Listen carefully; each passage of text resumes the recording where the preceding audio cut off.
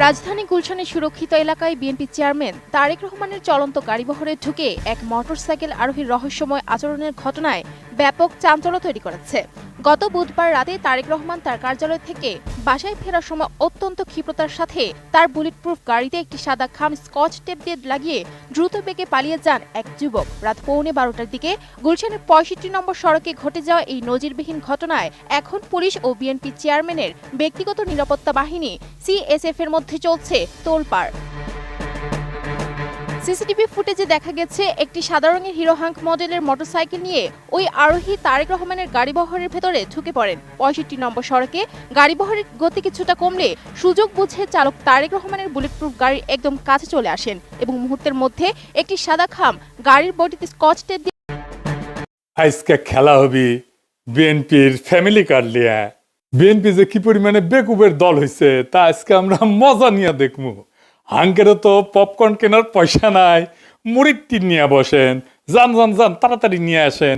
বিএনপিরা bamboo খাইতে দেখলে তো আমার ক্ষুদ্র ভ্রাতার ভগিনীদের কারো কারো ব্যাপক মজা লাগে, তাই তা করে মজা আজকে ডাবল করে দিব। আসেন আগে দেখে নি ফ্যামিলি কার্ডে কি কি দিবি বিএনপি।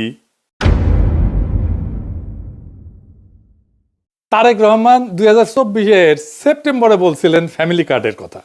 সেখানে বলছিলেন এই কার্ড যাদের হাতে থাকবে তাদের প্রত্যেককে মাসে মাসে খাবার আইটেম দেওয়া হবে।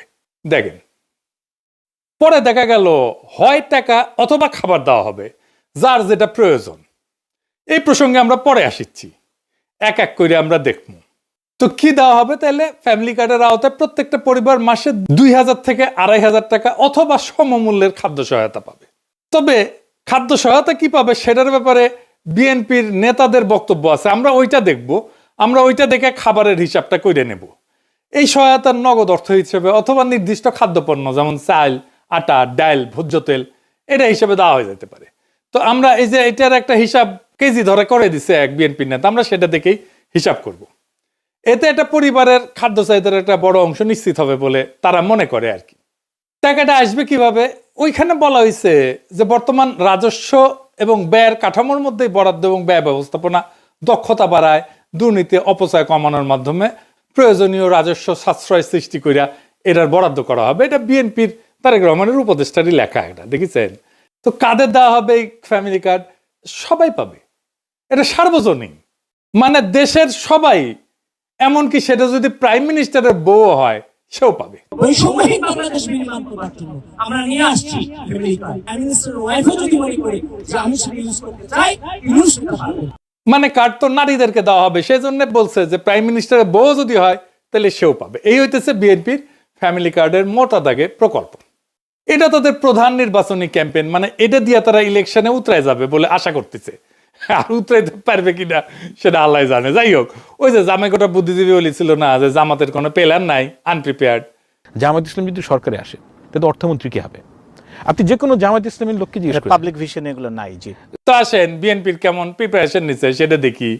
আগের এপিসোডে দেখেছেন তো বিএনপির স্বাস্থ্য নিয়ে যে পরিকল্পনা, সেটা জয় বাংলা করা হয়েছে। একে একে সব পরিকল্পনা জয় বাংলা করে দেওয়া হবে, চিন্তা করেন না। আসেন একে একে শুরু করি ভালচুন বিএনপির ফ্যামিলি কার্ডের ধাপ্পাবাজি। রাষ্ট্রের কাজ ভিক্ষা দেওয়া না, রাষ্ট্রের কাজ দয়া দেখানো না। রাষ্ট্রের কাজ হইল যারা পড়ে যাইতেছে, পিছায় পড়তেছে, যারা সুবিধা বঞ্চিত, যারা দুর্বল, তাদেরকে টেনে ধরা, তাদেরকে বাঁচানো। এটার নামই হইতেছে সামাজিক সুরক্ষা বলয়, ইংরেজিতে কয় সোশ্যাল সেফটি নেট। ফ্যামিলি কার্ডে বলা হয়েছে সব পরিবারকে প্রত্যেক মাসে সমান টাকা দেওয়া হবে। এখানে রাষ্ট্র ভেঙে পড়ে।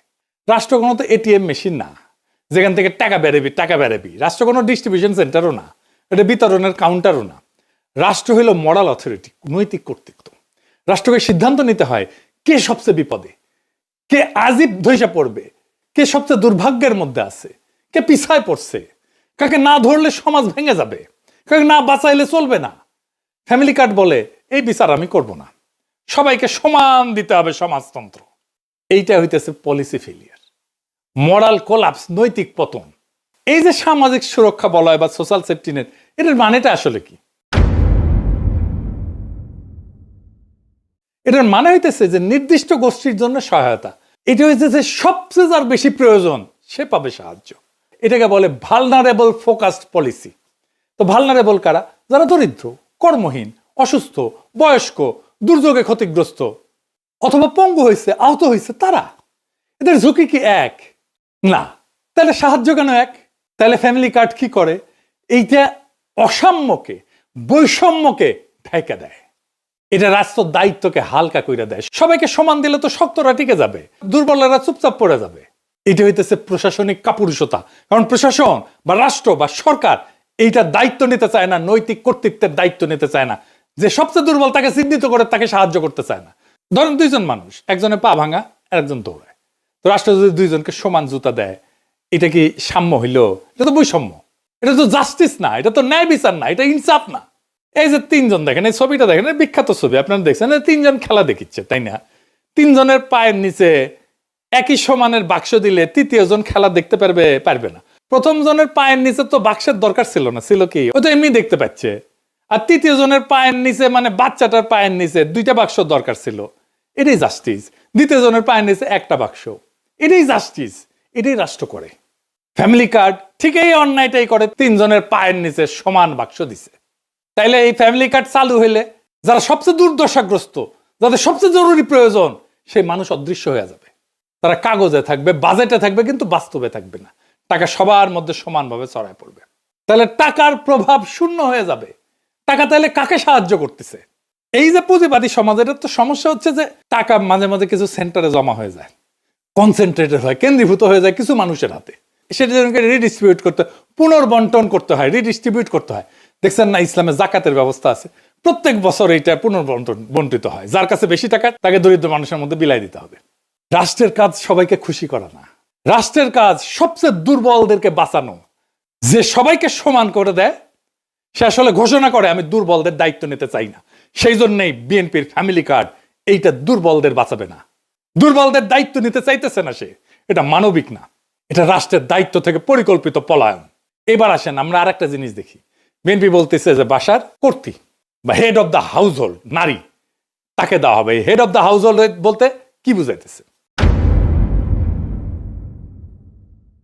মানে পরিবারের গৃহকর্ত্রী আর কি, এই নারীর নামে। ইংরেজিতে লিখছে woman head of house hold.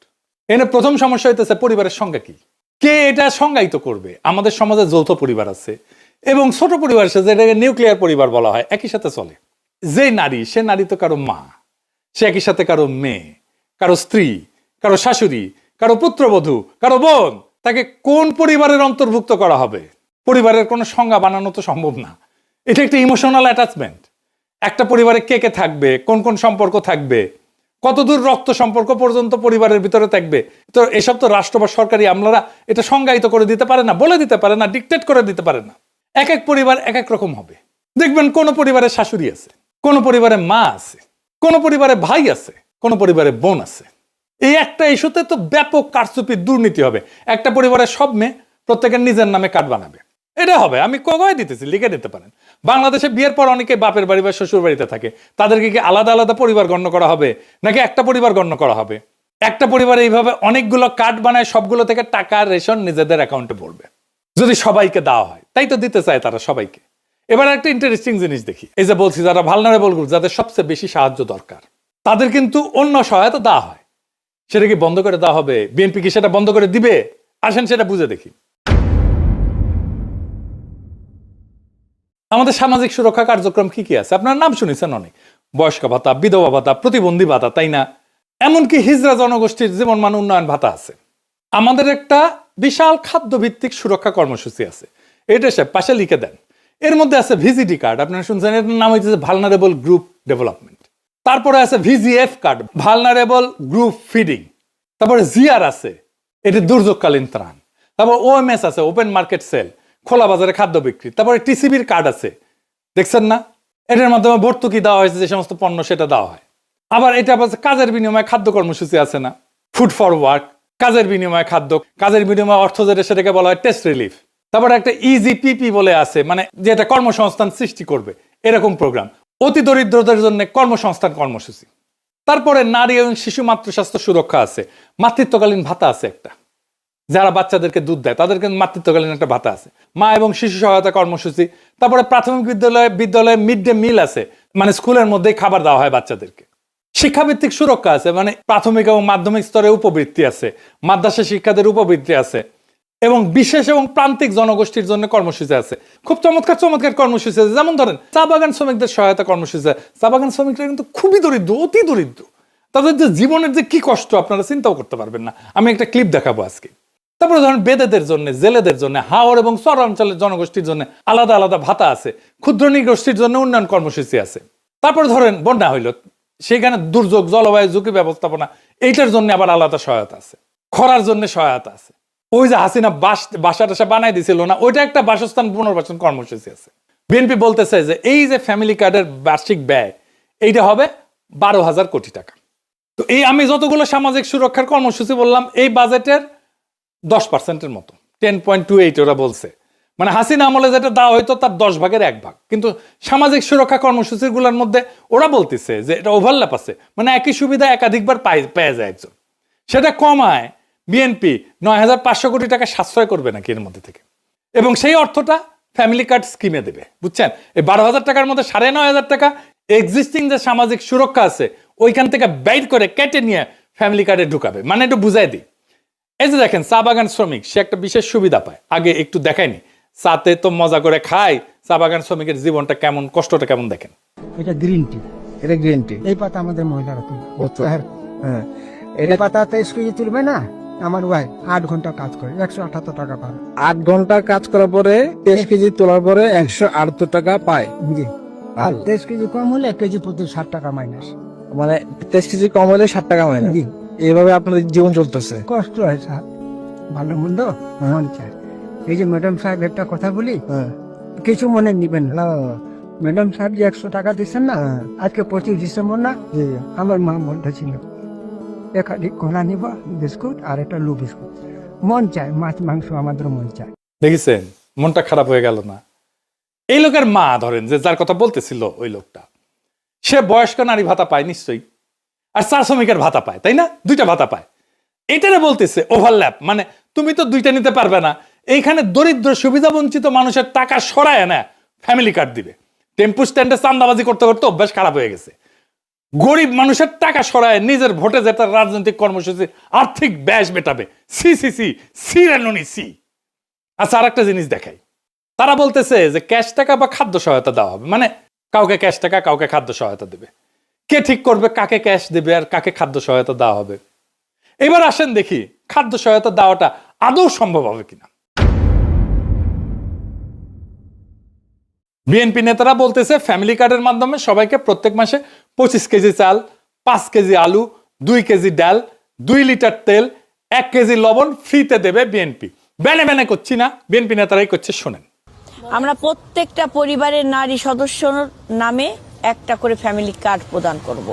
ওই ফ্যামিলি কার্ডের মাধ্যমে আপনি 25 কেজি চাল প্রতি মাসে, 5 কেজি আলু, 2 কেজি ডাল, 2 লিটার তেল, 1 কেজি লবণ আপনি ক্রয় করতে পারবেন সম্পূর্ণ বিনামূল্যে। শুধু কার্ডটা আপনার হাতে থাকলেই আপনি পারবেন। হাঙ্গারে কাঁঠাল রানী 2009 সালে সবাইকে 10 টাকা কেজি ধরে চাল খাওয়ানোর লোভ দেখায় ক্ষমতায় এসেছিল। হ্যাঁ, খাওয়ানোর লোভ দেখায় ক্ষমতায় আসাটা বাংলাদেশের বড় দলগুলোর খাইসলত হয়ে গেছে। বাংলা মার্টিন লুথার কিং কাঁঠাল রানীর চেয়ে 1 ধাপ আগায় সবাইকে ফ্রি চাল খাওয়ানোর প্রতিশ্রুতি দিচ্ছে। খালি ফ্রি চাল না, সাথে ফ্রি আলু, ডাল, লবণ, তেলও থাকতি। দেশের সরকারি হিসাবে ধরে নিলাম আনুমানিক 4 কোটি পরিবার আছে। যদিও ফ্যামিলি কার্ড হইলে কারচুপির মাধ্যমে এই সংখ্যা বহুগুণ বৃদ্ধি হবে। দেখবেন এই 4 কোটি পরিবারকে প্রত্যেক মাসে বাংলার মার্টিন লুথারের প্রতিশ্রুতি অনুযায়ী 25 কেজি চাল, 5 কেজি আলু, 2 কেজি ডাল, 2 লিটার তেল, 1 কেজি লবণ যদি ফ্রিতে দেওয়া হয়, তাহলে 35 কেজি খাদ্যদ্রব্য, 35 কেজি সব মিলে সরকারকে 4 কোটি পরিবারের প্রত্যেককে মাসে 35 কেজি খাদ্যদ্রব্য প্রত্যেক গ্রামে ফ্রিতে সরবরাহ করার এটার যে ক্যাপাসিটি, লজিস্টিক্যাল ক্যাপাসিটি, সেটা তৈরি করতে হবে। গুদাম লাগবে, ট্রান্সপোর্ট লাগবে। এটা কত বড় সংখ্যা, এটা বাংলার মার্টিন লুথার কিং অঙ্ক করে দেখছে কিনা আমি জানি না। যদিও তিনি নিজের ভাষাতে এক বক্তৃতায় বলছে তিনি অঙ্কে নাকি কাঁচা। তুমি যে বললে তোমার অঙ্ক করতে ভালো লাগে না, তোমাকে একটা সিক্রেট কথা বলি, অঙ্ক কিন্তু আমারও খুব ভালো লাগতো না। অঙ্ক দেখলে আমিও ভয় পেতাম। এই 35 কেজি যদি 4 কোটি দিয়ে গুণ দিই তাহলে 140 কোটি কেজি। 14 লক্ষ টন। সরকারকে বছরে 14 সাথে 12 গুণ করেন, এত লক্ষ টন বা অতিরিক্ত 1.25 কোটি টনের মতো নতুন খাদ্য গুদাম বানানো লাগবে। বর্তমানে সারা দেশে সরকারি খাদ্য গুদাম আছে 20 থেকে 25 লাখ টনের মতো, এটা করতে পারে। তাহলে এটা তুগলকি কারবার হয়ে যাবে না? দিল্লির একটা সুলতান ছিল মোহাম্মদ বিন তুগলক, আমরা বলি না তুগলকি কাণ্ড করছে, সবাই ওরে ম্যাড সুলতান বা পাগলা সুলতান বলে রাখতো। সেরকম উদ্ভট সব প্রজেক্ট করে সালতানাতকে দেউলিয়া বানায় ফেলছিল। বাংলার মাটির দোতলে একই পথে হাঁটা শুরু করেছে। দেশে বর্তমানে যে সমস্ত সরকারি খাদ্য গুদাম আছে সেখানে ব্যাপক দুর্নীতি হয়। কৃষক সরকারি আমলা কর্মচারীকে ঘুষ না দিলে সেখানে নিজের ফসল বেচতেই পারে না, পারে গুদাম থেকে খাদ্যশস্য লোপাট হয়ে যায়। সরকারি কর্মকর্তা কর্মচারীরা গুদামের খাবার ব্ল্যাক মার্কেটে চুরি করে বেচে দেয়। ফ্যামিলি কার্ডের মাধ্যমে এই প্রক্রিয়া আরো ব্যাপক এবং ভয়াবহ রূপ ধারণ করবে। মানুষজনে ভেনেজুয়েলার মতো প্রত্যেক জেলায় জেলায় লম্বা লাইন ধরে দাঁড়াবে খাদ্য গুদামের সামনে রেশনের জন্য। সোভিয়েত রাশিয়া এরকম লাইন ধরে ধরে রেশন দেওয়া হইতো, জানেন না? সোভিয়েত আমলে, সমাজতান্ত্রিক আমলে, কমিউনিস্ট আমলে, জানেন না, লাইন ধরে ধরে দেওয়া হইতো। তো ওইখানে লাইন দেখলে পাবলিক দেড়ে যেত আর কি। এইটা হবে এইখানে সরকারি আমলা যেখানে বসে বসে এক এক করে সবাইকে অল্প অল্প করে খাবার বিতরণ করবে, আর লম্বা লাইন, এই লাইন আর শেষ হবি না। সরকারি আমলারা এইসব করতে গিয়ে দুর্নীতি আর ভজঘট লাগায় খাবার শর্ট করে ফেলবে সবার জন্য। আর এই খাবার বিতরণের লোকজন কোথায়, লোকবল কোথায়, কে বিতরণ করবে? এর কোনো হিসাব আছে? গুদামে খাদ্যদ্রব্য রেখে পচায় ফেলবে সরকারি কর্মচারীরা, পচা মাল মানুষজনকে খাওয়াবে, ভালো মাল সরকারি কর্মকর্তা কর্মচারীরা ব্ল্যাক মার্কেটে বেচে দিবে, নিজেরা খাবে আর মাল পানি কামাবে। এটা নিয়ে দেশে ভয়াবহ রাইট লাগবে, দাঙ্গা লাগবে ভবিষ্যতে। বাঙ্গুদের বিয়ে বাড়িতে মাংসের পিস কম পড়লে মারামারি শুরু হয়ে যায়। আর আমাদের বাংলার মার্টিন লুথার কিং সারা দেশে সবাইকে মাসে মাসে ফ্রি খাওয়ানোর প্রতিশ্রুতি দেয়। বাজারে কোনো কিছু কিনতে হলে টাকা লাগে, টাকা হচ্ছে কোনো বস্তু বা সেবার প্রতি কারো একটা ক্লেম, তাই না? টাকা নকল করে ছাপানো অসম্ভব না হইলেও অনেক কঠিন কাজ, তাই না? কিন্তু এই যে ফ্যামিলি কার্ড বা রেশন কার্ড বা কুপন, এটা 2 নম্বর করে ছাপানো একদম সহজ কার, 1-2 এর ব্যাপার, এটা যে কেউ পারবে। এই জন্য এইসব ক্ষেত্রে ভয়াবহ জালিয়াতি হবে। ভারতের রেশন সিস্টেম আছে এবং সেটা মারাত্মক একটা অদক্ষ এবং দুর্নীতিপ্রবণ একটা ব্যবস্থা। ভারতে কোটি কোটি কোটি ভুয়া রেশন কার্ড আছে। এর জন্য অর্থনীতির জন্য একটা মারাত্মক বোঝা। দেখেন, সরকার কৃষককে ভর্তুকি দিয়ে সার বিতরণ করে না? আমরা কৃষক কার্ড নিয়েও আসিচ্ছি, দাঁড়ান।